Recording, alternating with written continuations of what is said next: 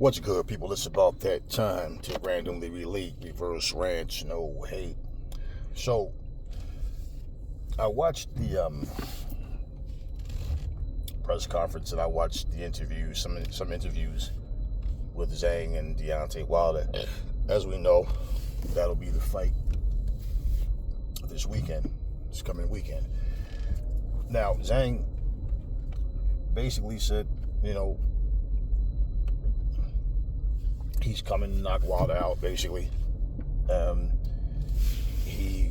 Radio Raheem asked him, does he feel he's better than Wilder? And he says yes. And he says, in what areas? And he says, I don't know what areas, I just think I'm better, right? So he's not going through all his explanation and, elaborating on any details of how and why he's better. But Zhang is always just laid back. He doesn't have too much to say. He just answers questions, and he's not known to be a guy that just really start talking shit. Now, for fighters that want to put their name in the hat, they'll call fighters out, they'll say names, but Zhang has never been known to just be like a big mouth guy. Now, the focus for most people isn't on Zhang. If Zhang should win, then Zhang should go forward, and especially if he wins impressively. The focus is all on Wilder because Wilder's in a position of, at 38 now, he's saying he want to fight guys that he didn't fight yet. And that's a steep hill to climb because unless you're going to be active. Now, one thing about Matchroom, they keep their fighters busy. Wilder, can his body hold up the pace of fighting 3-4 times a year? We don't know. Now, Wilder says some things that, as usual, he just says things that have you, okay, what the hell did you actually mean when you said that? He started out in a conversation, the interview with Radio Raheem, one of them anyway. He says,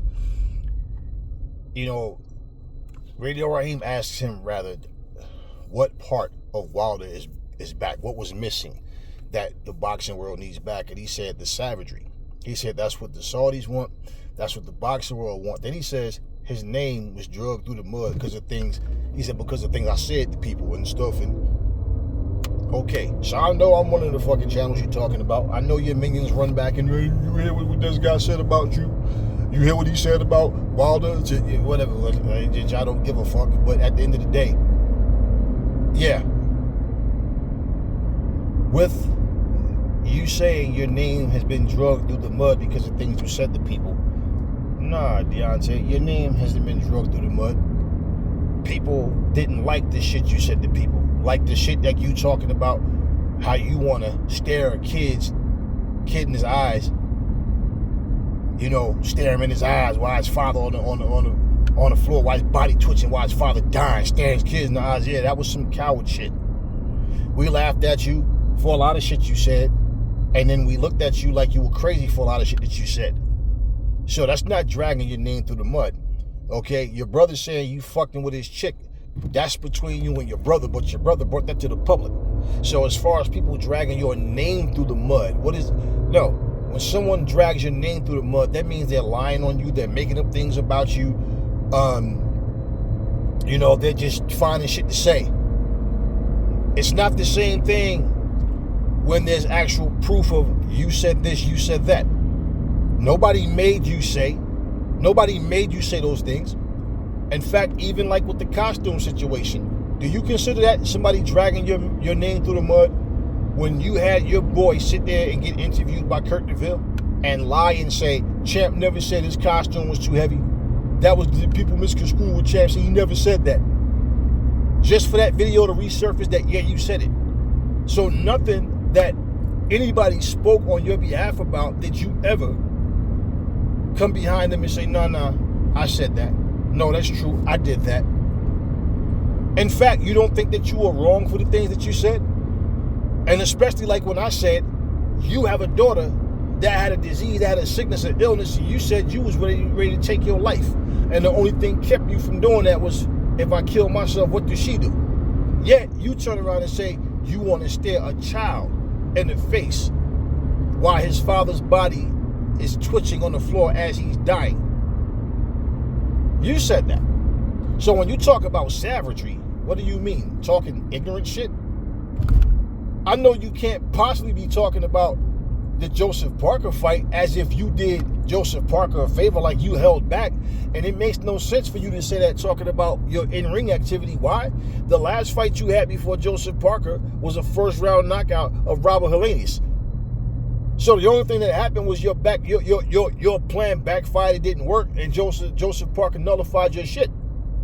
So what do you mean when you say the savagery is back? No, you see, the only thing that fucking happened is you guys had a game plan for Joseph Parker that you thought he was going to walk into, and he didn't. Walk into the traps that you thought, like, Malik Scott talking about him leaning with his chin over his toe and, making those rookie mistakes. Well, that didn't happen, did it? So what are you saying? The Saudis want the savagery back. No, the Saudis don't want to hear you talking about I want a body on my record and staring at kids as I kill their father. That's not what the Saudis want. That's not what the boxing fans want. That's what an idiot would want. So basically, when you say the savagery is back, what exactly do you mean? You didn't hold back on Helenius. You just caught him with a shot. Now, a lot of people were saying that it was fake, that the punch didn't land flush and whatever. I'm not even getting to all that shit. When you talk about your name being dragged through the mud, man, as much shit as you say and do, like you talk shit, like okay, for example, you think that that's not some coward shit to talk shit about Fury like you do? Then see the motherfucking person, smile at him, tap your little flat ass chest, and then fucking go hug him? And that's carrying your name through the mud because you say one thing and do another? Look at all the shit you say about Eddie Hurt and AJ. Now all of a sudden, you part of Matchroom. Said it's a good relationship and you can see yourself, having more fights with Matchroom. Yeah, after you and people like 7-8 Sports claim that AJ was over there buck dancing for the white man, like Shelly Finkel's not white. Then you go over there all the way across the pond and buck dance for the same white man, right? It's not buck dancing when you do it. So was you not carrying AJ's name through the mud, if so to speak? So basically, you can say whatever the fuck you want to say, but when somebody give it back to you, you're sensitive and can't take it. Man, listen, at the end of the fucking day, nothing that he was saying was making any real sense. And I just was listening to him, and I'm like, okay. So, you didn't hold back against Joseph Parker. You can't possibly be trying to tell us that bullshit. Joseph Parker just beat you. It's as simple as that. You just you wasn't able to do the shit that Joseph Parker that you thought you was going to be able to do. In fact, your usual style, you probably would have got knocked the fuck out. The reason why you probably didn't get knocked out against Joseph Parker more than likely is because you didn't give him nothing. You didn't commit to anything. You went there and tried to survive. So at the end of the day, what are you talking about when you say the savagery is back? When your last fight before him was against Robert Helenius and you knocked him out in the first round. You talked the same exact shit before the last fight. You talked the same exact shit before the Helenius fight. The only thing happened was you got your ass whooped this time. That's all. So I fail to realize what he means when he's talking about the savagery is back and what the Saudis want and what the people want. Then you can say boxing ain't the same without you, but then you say this is your last dance. Well, why would it miss you if you're not the same fighter? You said yourself, last dance, last chance, right? Okay, well, at the end of the day, losing a fight doesn't mean you have to be, walk with your head down. But the way you lost, you know that there's nothing you can say about that performance. So what we hear is a bravado, excuses to try to make it seem as if, he wasn't himself or, he lost due to a little intangible of him trying to, I didn't give them what they want. They complained about that Wilder. So what? So you held back? That shit you said made no sense, man. Talk to me in the comment section. Never fall in love with lies. Remember, the truth brings hair to people, and I will catch y'all on the next video.